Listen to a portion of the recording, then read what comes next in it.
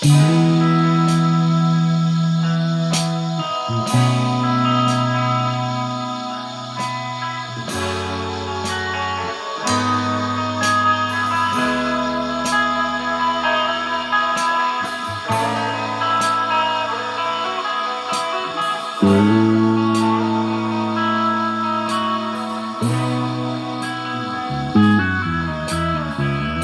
ดินเมื่อลอยในความมืดมนสับสนเสียใจเหลือเกินเรียกตัวเองไม่เจ็บเท่าไรไรคนที่หมดทางทุกอย่างจบเป็นแล้วจะผ่านอยากตายคนนี้ไปไม่มีคำอธิบายอยากจะรักเธอว่า โยนใจที่เธอต้องการแท้จริงอยู่ที่เธอได้ใครมาเข้าใจเธอไม่มีเธอคนโตโอ้แล้วเธอมาไม่นานเท่าไรไม่เท่าไรเธอนั้นจะหาย แต่นี้จะวันมันไปไม่ได้แล้วชีวิตจะเดินต่อไปความรัก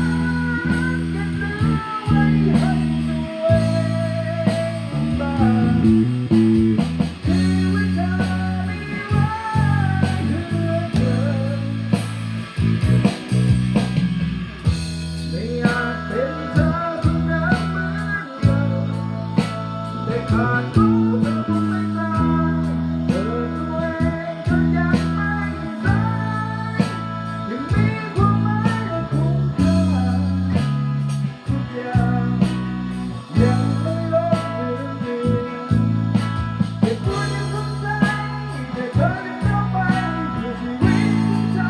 ข้างหน้า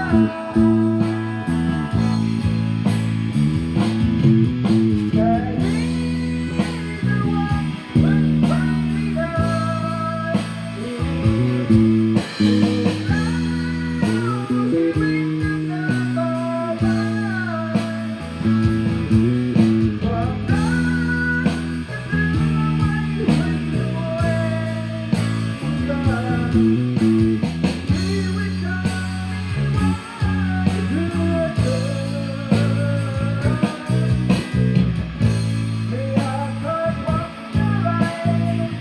ไม่ได้